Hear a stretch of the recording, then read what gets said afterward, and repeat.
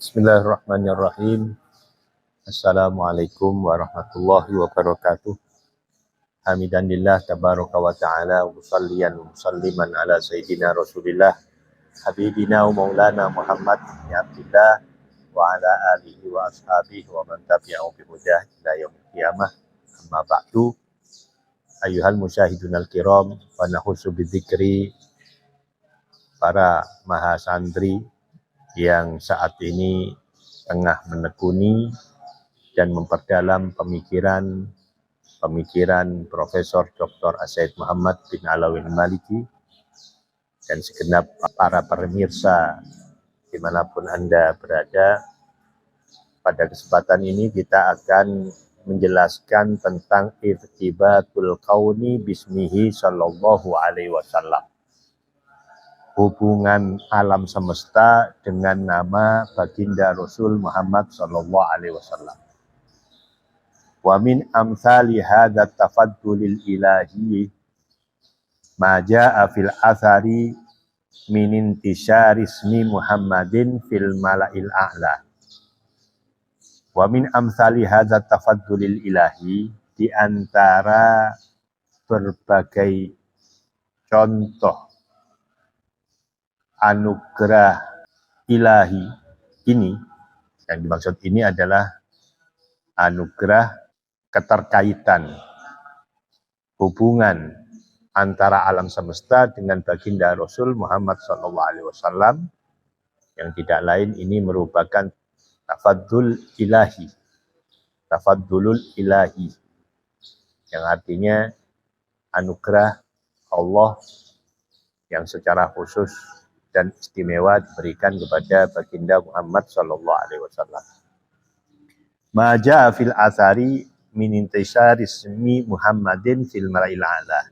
Sesuatu yang datang di dalam athar min intishari ismi Muhammadin, dari terkenalnya nama Nabi Muhammad fil mala'il a'la, di alam semesta. Qala Ka'bul Akhbar, berkata Ka'ab al-Akhbar, innallaha anzala ala adama asaya. Sesungguhnya Allah menurunkan kepada Nabi Adam beberapa tongkat, bi'adadil anbiya wal mursalin, sejumlah para anbiya, para nabi, wal mursalin, dan para utusan. Tsumma aqbala ala ibnihi Syaitin. Kemudian Nabi Adam menemui putranya yang bernama Syith.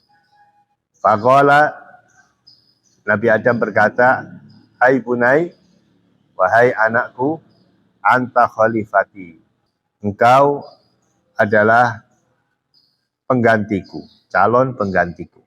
Mim ba'di, dari setelah wafatku nanti.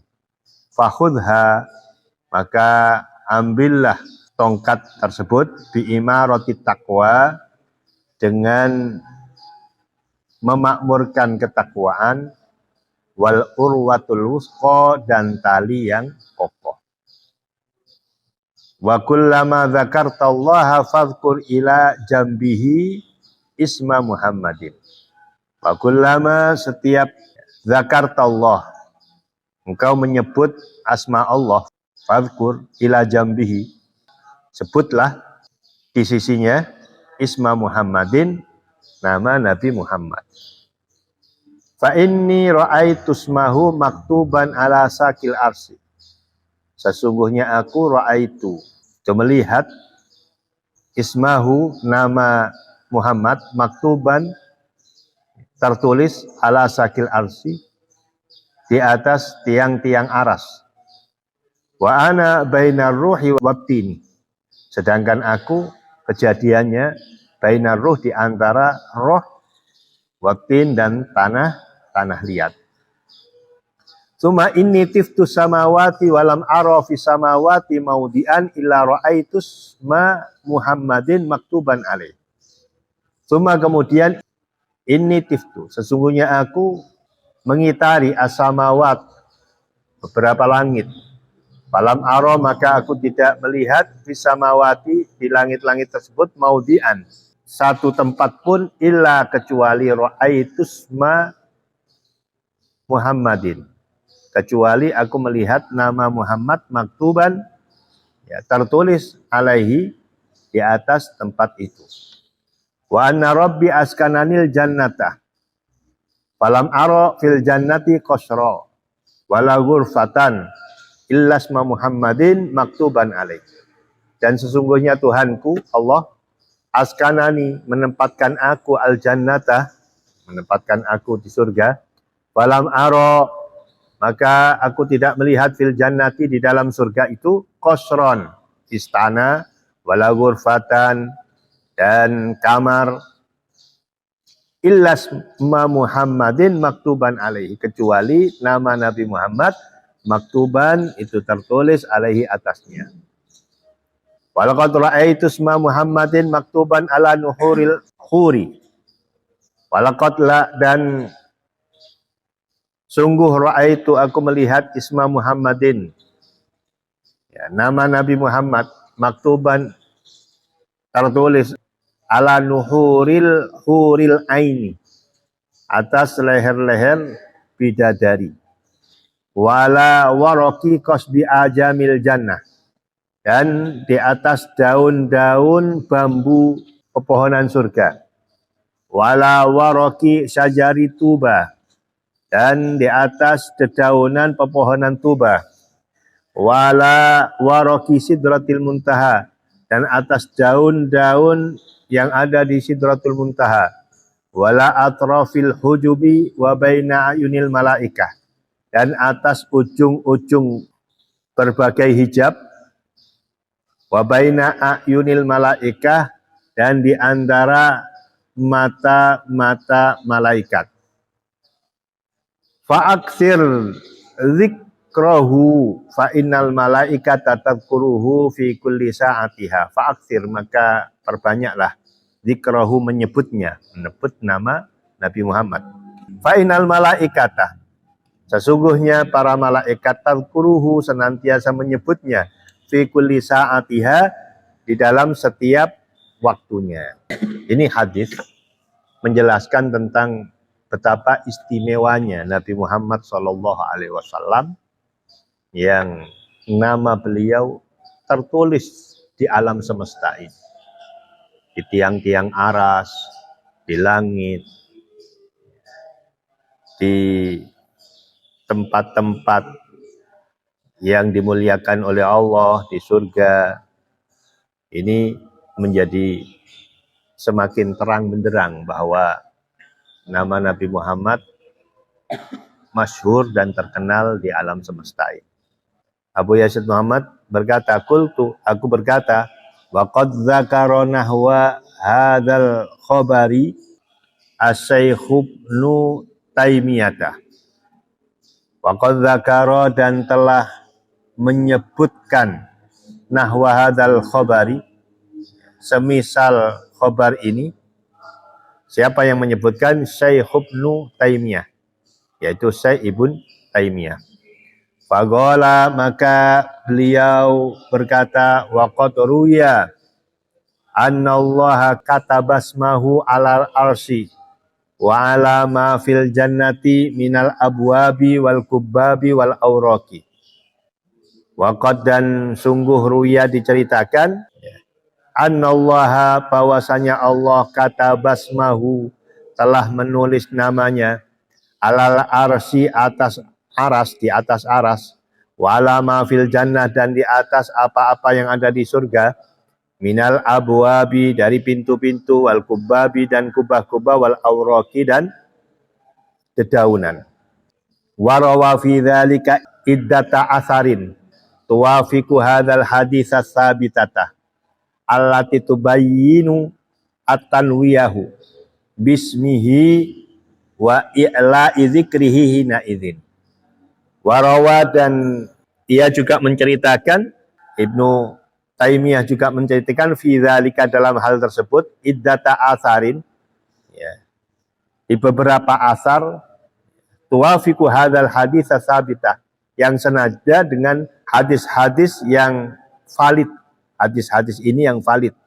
allati tubayyinut tanwihah, yang menjelaskan keagungan bismihi, namanya Nabi Muhammad, wa i'la'i dzikrihi, dan tingginya derajat penyebutan beliau hina idzin, saat ini.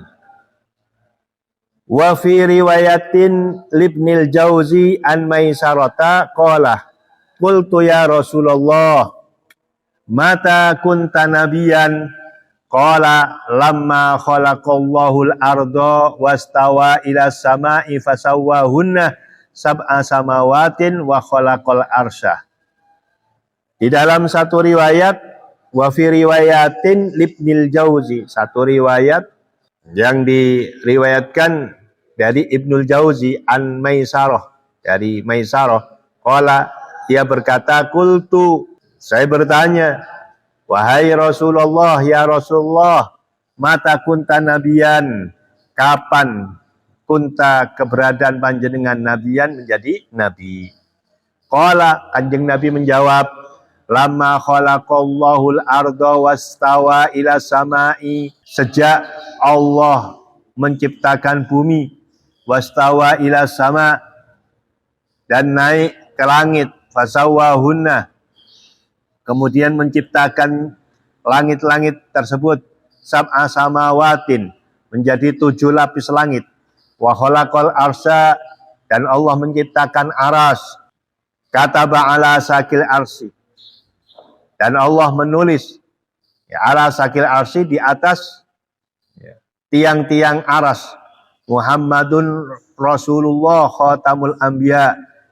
Tulisan tersebut, Muhammad adalah utusan Allah dan menjadi khatamul anbiya, nabi terakhir dari para nabi. Wa khalaqallahul jannah, Allah juga menciptakan surga, allati askanaha Adamu wa Hawa, yang mendiaminya Adam dan Hawa.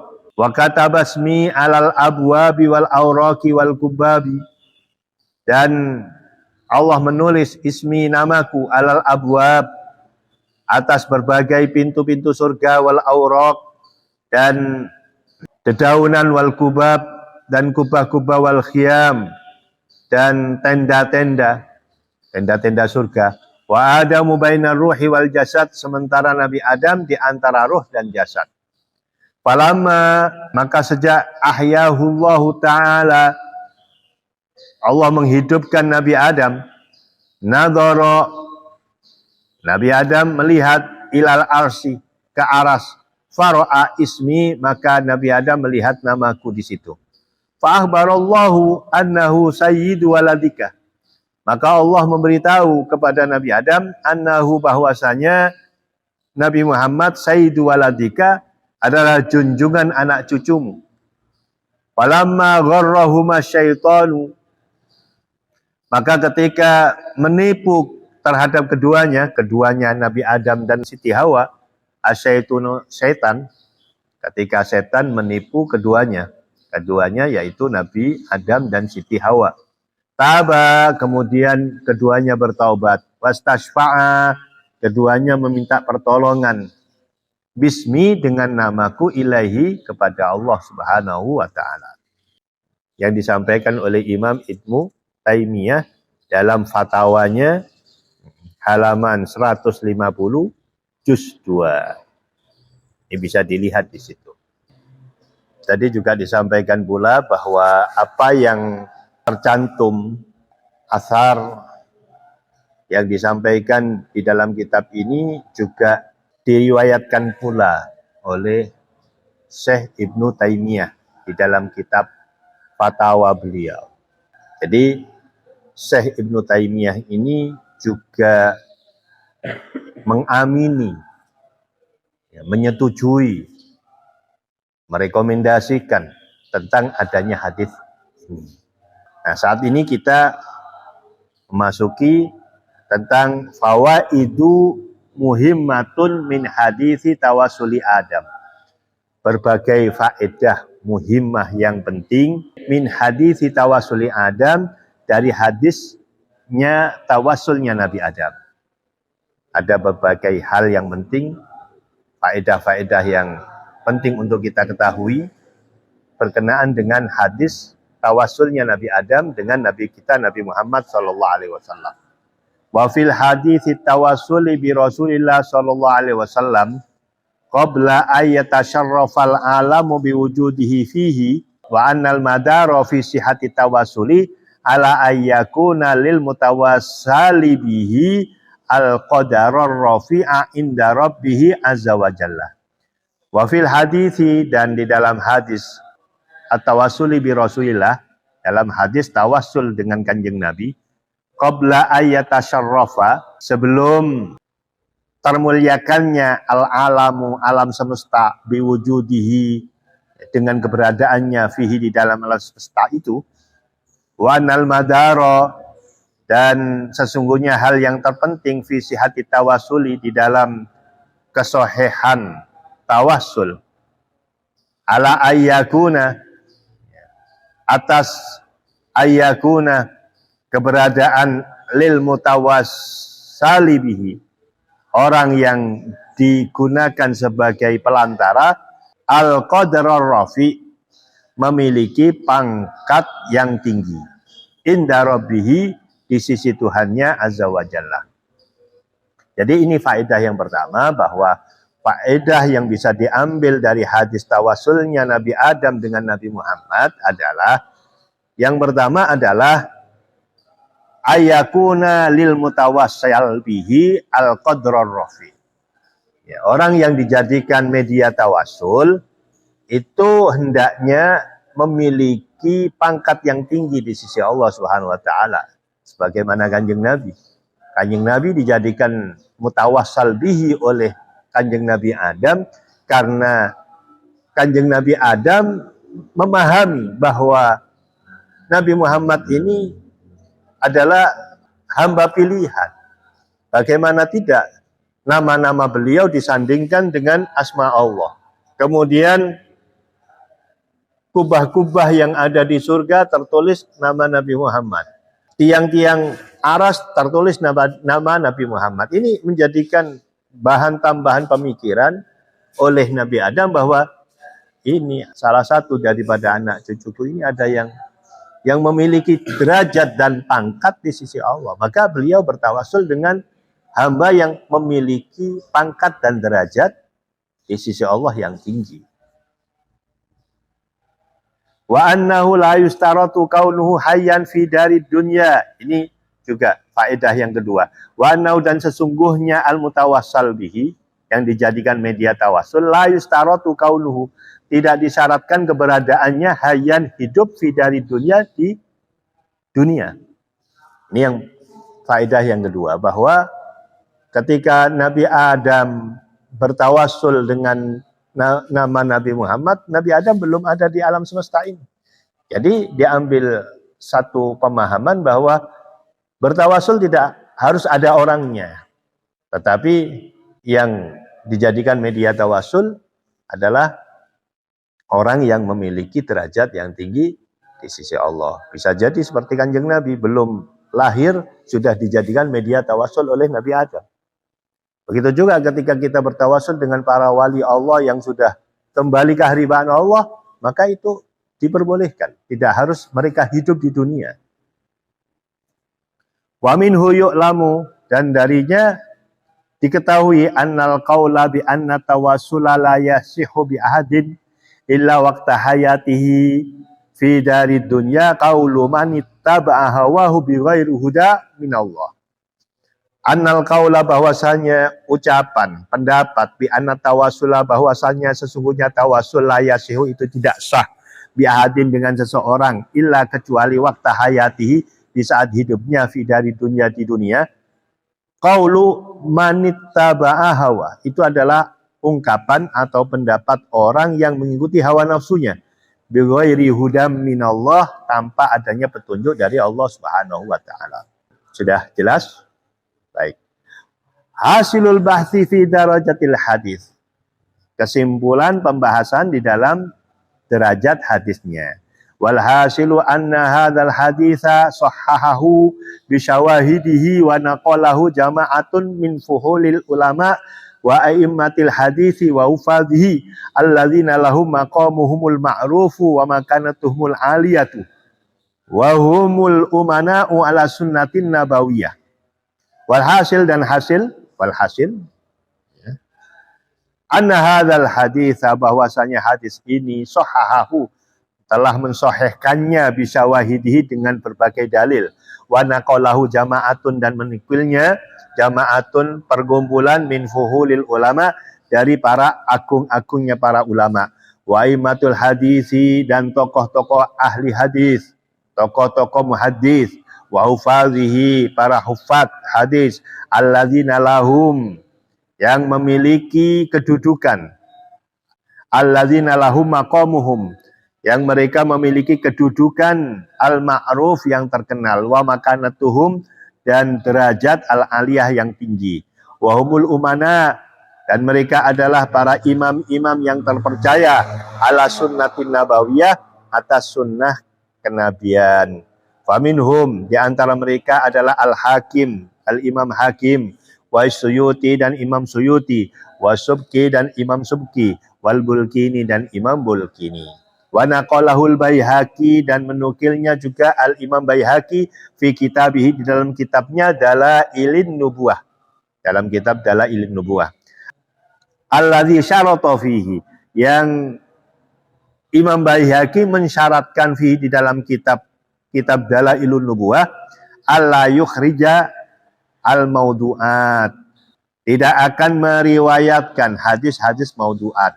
Di dalam kitab Dalailun Nubuwah milik Imam Baihaqi sendiri mensyaratkan bahwa kitab hadis-hadis yang saya letakkan di dalam kitab Dalailun Nubuwah ini tidak ada yang maudhu. Maka bisa jadi kesimpulannya adalah hadis tentang tawasulnya Nabi Adam kepada Nabi Muhammad itu bukanlah hadis palsu atau hadis maudhu. Walladzi qala fi dhahabi alaika bih fa innahu kulluhu huda wa nur. Dan apa yang disampaikan oleh Imam Zahabi, alaika bihi, ya, berpegang teguhlah engkau dengan kitab ini. Fa innahu kullu huda, maka sesungguhnya kitab ini, kitab Dalailun Nubuwah, kata Imam Zahabi, hudan, ya, semuanya petunjuk, wa nur, dan cahaya. Ini ungkapan daripada Imam Zahabi, ya, memuji kitab daripada Dalailun Nubuwah. Ya, beliau mengatakan sudah apa yang ada di Dalailun Nubuwah ambil semua, jadikan istishhad, jadikan dalil, karena Anda tidak akan salah. Karena di dalam kitab itu tidak ada hadis-hadis yang palsu. Wa dzakarahu Ibnu Katsirin fil Bidayah. Begitu juga menyebutnya, ya, tentang hadis tawasulnya Nabi Adam kepada Nabi Muhammad, Ibnu Katsir, Imam Ibnu Katsir fil Bidayah, dalam kitabnya yang bernama Al-Bidayah wan Nihayah. Wastashhada bihi Ibnu Taimiyah fil Fatawa. Begitu juga, ya, menjadikan dalil dengan hadis tersebut Ibnu Taimiyah, Imam Ibnu Taimiyah, Syekh Ibnu Taimiyah fil Fatawa, di dalam kitab fatwanya. Pimpinan daripada kaum Wahabi, ya, yaitu Ibnu Taimiyah. Ibnu Taimiyah saja, ya, menjadikan ini sebagian daripada dalil yang dimasukkan dalam kitab beliau Al-Fatawa. Bagaimana mungkin, ya, seorang gurunya tidak diikuti oleh muridnya? Ini adalah sesuatu yang gharib, sesuatu yang aneh, kan? Wa qaulul ulama'i ikhtalafu fihi, ya, keberadaan ulama, ya, ikhtalafu fihi, berbeda-beda pandangan tentang hal ini. Ya, faraddahu ba'duhum, menolak sebagian dari mereka, waqbilahul ba'd, menerimanya sebagian dari mereka, laisa bigharib, ya, tidaklah menjadi sesuatu yang aneh, enggak aneh. Kalaupun ada yang seperti itu enggak aneh. Li'anna katsiran minal ahaditsin nabawiyah, karena sesungguhnya banyak daripada hadis-hadis Nabi, jara fihil khilafu bi aktsara min hadza, terjadi di dalamnya al-khilaf, perselisihan, bi aktsara min hadza, lebih banyak daripada ini. Wa antaqadahu an nuqadu bi adwa min hadza, dan Banyak juga yang menentangnya, para pengkritik, bi'adzama min hadza, lebih besar, lebih agung daripada ini. Wa bisababi dzalika dhaharat hadhil mu'allafatul azimah. Dan dengan sebab hal tersebut, maka muncullah hadhil mu'allafatul azimah. Ya, ini karangan-karangan yang agung. Wa fihal al-istidlalu wa ta'aqubatu wal maraji'atu wal mu'akhidatu. Wa fiha, di dalam kitab-kitab itu, ya, al-istidlal, terkumpulnya pembuktian-pembuktian dalil, wa ta'aqubat, dan berbagai kritik-kritik pedas, wal murajaat, dan kajian-kajian ulang, wal mu'akhadat, dan saling berperang argumentasi. Walam yasil dzalika ila ramyi bisyirki. Walam yasil dzalika, hal tersebut, ya, tidak sampai ila ramyi, kepada menuduh bisyirki, dengan kemusyrikan, wal kufri, dan kekufuran, wad dhalal, dan kesesatan, wal khuruji an dairatil iman, dan keluar dari daerah lingkup keimanan. Li ajlil ikhtilafat, hanya karena berbagai perbedaan sudut pandang, fi darajati hadits minal hadis, di dalam menilai derajat hadis dari berbagai hadis. Wa hadzal hadisu, dan hadis ini, min jumlati tilkal hadisi. Wa hadzal hadisu, dan hadis tawassul Nabi Adam dengan Nabi Muhammad, min jumlati tilkal hadisi, termasuk dari sekumpulan hadis-hadis tersebut. Jadi ikhtilaf di dalam menilai derajat hadis itu sesuatu yang biasa dalam dunia para muhaddisin. Ya, perbedaan pandang antara satu dengan yang lain sangat banyak. Dan kalau memang mau diteliti, ada sesuatu perbedaan pandang yang lebih parah, lebih ekstrim daripada apa yang terkait dengan hadis tawasulnya Nabi Adam terhadap kepada Nabi Muhammad ini. Ada yang lebih parah. Tetapi hal itu tidak mengurangi ukhuwah mereka. Tetapi hal itu tidak menjadikan mereka saling menjatuhkan. Tidak menjadikan mereka, ya, memvonis bahwa yang salah keluar dari Islam. Tidak. Ini sesuatu yang biasa, perdebatan yang biasa. Jadi kalaupun ada orang berbeda pendapat terhadap hal ini, kemudian mengeluarkan orang lain yang tidak sependapat dari daerah keislaman atau keimanannya, ini justru sesuatu yang sangat ekstrim, yang tidak menampilkan atau menampakkan kewasatiahan seorang ahli ilmu atau ahli hadis. Maka kesimpulan akhirnya adalah berdebat di dalam menilai derajat hadis adalah sesuatu yang biasa. Tapi kalaupun sampai kepada menjatuhkan seseorang, mengeluarkan seseorang dari keimanan hanya lantaran meyakini bahwa hadis ini tidak maudhu, terus kemudian orang tersebut divonis sebagai orang yang syirik, ini sesuatu yang luar biasa, yang lebay, yang terlalu. Dan hal ini tidak dibenarkan dalam ajaran Islam. Mudah-mudahan apa yang saya sampaikan ini menjadi bagian daripada literasi untuk menambah kemanfaatan ilmu kita dan menambah hazanah ilmu kita untuk menjadi hamba-hamba Allah, ahli ilmu yang wasatiyah, yang pertengahan, yang tidak menjadikan atau memvonis orang lain ya syirik hanya gara-gara perbedaan pendapat yang secara furu'iyah. Baik, hadza minni, ya, wadumtum wallahu al-muwaffiq ila aqwamit thoriq. Wassalamualaikum warahmatullahi wabarakatuh.